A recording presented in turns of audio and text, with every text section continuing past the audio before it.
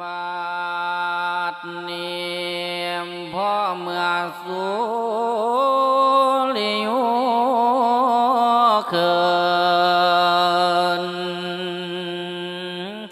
บุรพาฟ้าไม่ลมปัดต้นหลอกไม้กระจันคู่กินหอม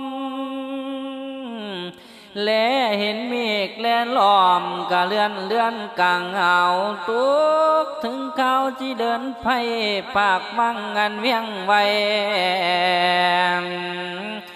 สวนเอานางมาที่ไทยกับบุตรตาสองอ่อนคุดสาสานคุณซ้อนอาจจะในหมู่มากับทั้งพร้อมว่ารถลาสิ่งมูนีบริจากท่านบวชบอกแกนางมาที่แก้วให้เตรียมตัวอุ้มลูกลาเอ้ยให้นางอุ้มผู้น้อยคือนางนาดกันหาส่วนวาสาลีพาพี่เป้าที่เอาอุ้มมาที่ฟูมไฟน้ำสุลท่าอุกอังเดียวขึ้นหลังกะบ่ไหลน้ำตาย่อยยาวลุงในคณะครั้งนั้นองค์พระเวทจึงก้าวเอาบอกเราเมียขวัญว่ามาที่เจ้าจงอดสาเดือนอย่าได้เพิ่นทางเดียวที่ต้อยต่ำตีนตองสื่อว่าเที่ยวในห้องสงสารปากกะแยงนางเอ้ยว่าปุ่นเป็นผู้แต่งปรารถนาบ่ไรอะไรห้องลาดสวังแต่ก่อนเฮา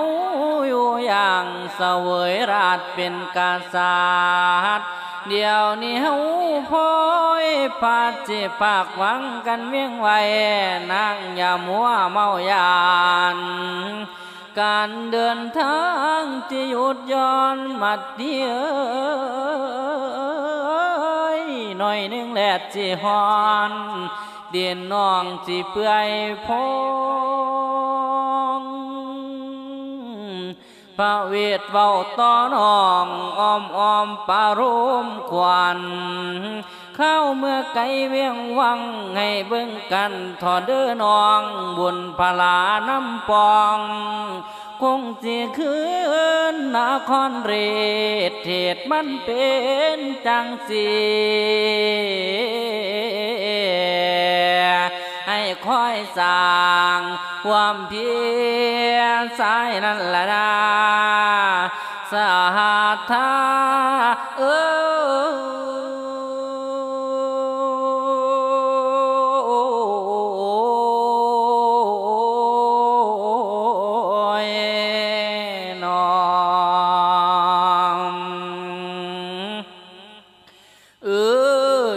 อันหนึ่งเด้อนางเด้อคันนั่งคิดอยากได้ผสมโศกความสุขกะบอกควันตำผัวกะลงมาป่านนี้สื่อว่าขี้นี่กวางป่วงปาสามันเดินยากปากขักเว้าจ้อยปากขักเว้าจ้อยสงสารหน่อยนาดท่าแพงข้างนั้นเป็นดารูแรงไม่ปงจีดงเด้งได้ยินแมงเล่ไล่จากจันยีแมงงวงไล่ยินเก่าคันตาเสียงท้องวิวอนยินสอนนำให้มาที่ไทยกะมนมองเดือนสีฟ้าหมองกะลมพัดใส่คอพัดตำเงาสาขาสัวเข้ากะเลยยายกายไปแล้วเดี๋ยวขึ้นดังเมื่อจุ่มกุม เห็นแต่ฟ้าหออุ่มกวมกุมทั่วทะลังเดือนใหญ่นาผ้าปาดมีโค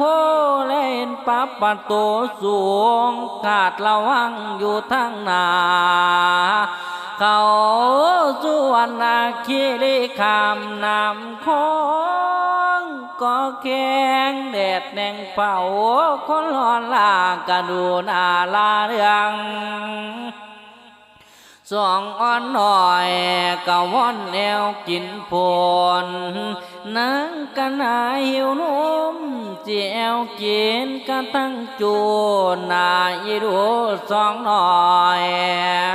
ว่อนเอากับแม่พุ่นเฟื่องไฟและหมักว่าแล้วกะแอวเอาเข้ากังนั้นเทพทอนเจ้ากะน้อมยุดบันดาลมาที่เก็บเอาผลนาประทานทั้งปอนคำมานอนในดาวเห็นเนาเลยบ่อุ่นเอาหัวหมุนทอนไม้แผ่เปล่าแผ่นปูดึกมานำหมอกย่อยห้ำหัวถึงใบตองสองกุมารคอยคล้องแม่กิ้งสีเคียงคางได้ยินเสียงเสือสางอยู่กลางภายในป่าองค์ราชาพระเวทธาบ่มีญาณเจ้าย้อนไผพอมีเทพทอนไทยมาพิทักษ์องค์กษัตริย์สื่อว่าโพยไพสังโหลดบ่มีกันมาไกลพ่อโอไทยแสงขึ้นบัวลาผ้าฝ่าไม่อาทิตย์ใส่แจ่มขอบฟ้ามาแล้วกะเล่าเดือนเลยเล่าข้ามแม่น้ำสายหนึ่งต้นละทาซื้อโกจิมาลากะบ่มีจะคำฮอนถึงนครหลวงกวางนครไสเจตลาดถึงเจตุมแม่น้ำก็เลยไล่หลอกผักเต้าตัวกอดเท่าถึงโบกการณีมุจจารินสาจีอันปากเต้าเพียงนั้นอินบันดาลสาลาไว้ขันในเขาหิมมาเวทขัวมาคืนเป็นภากามีพร้อมและเครื่องสูงสำเร็จแล้วขึ้นหอราชดาวดึงเวทสันดรเดินถึงแปลกผ้าไทยทรงเยี่ยมเดี๋ยวเห็นสาราเหลื่อมมุ่งดีติดประกาศเวทสันดรหูเรื่องก็เลยไล่หลอกผักเต้า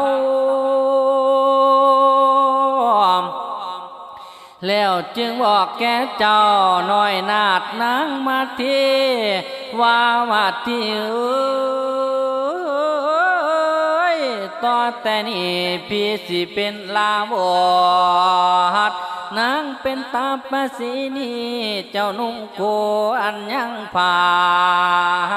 พี่สิสัญญาไว้ให้นางจำจดเจอเลือนางเอ้ยการกิเลสก็เกลือนางน้องให้ลาเสีย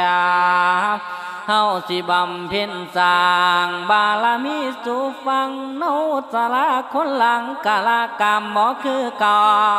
นั่งหับเอาหมดแล้วย่อพระก่อนกุมขาบสัญญาขารับไว้ที่มิตรตวนคู่ส่วนอีกอันหนึ่งเด้อนางเด้อปกตินางนานได้เก่าป่าหัวมันส่วนกันหาสาลีฝากภาษามีไว้ไปในไพโรงลาวตะเว้นแดงก่อยเต้าหลอกนางเอ้ยอุปธรรมตอนเท้าบ่มีให้เจ้าฝืดเครื่อง โอดสาเลี้ยงลูกน้อยกับทั้งพ่อพะลือสีล้วนมานั้นหลายเดือนก็บ่มีหรอกคำฮอนนับได้7 เดือนก่อนแต่แหมไผ่ปากทินอดสากินมากไม่กะต่างเขาอยู่ไปกันนี่หยุดพักไว้เอื่นว่ากันวันนาภเวท57ปากคาตาเด้อหมู่ญาติพี่น้อ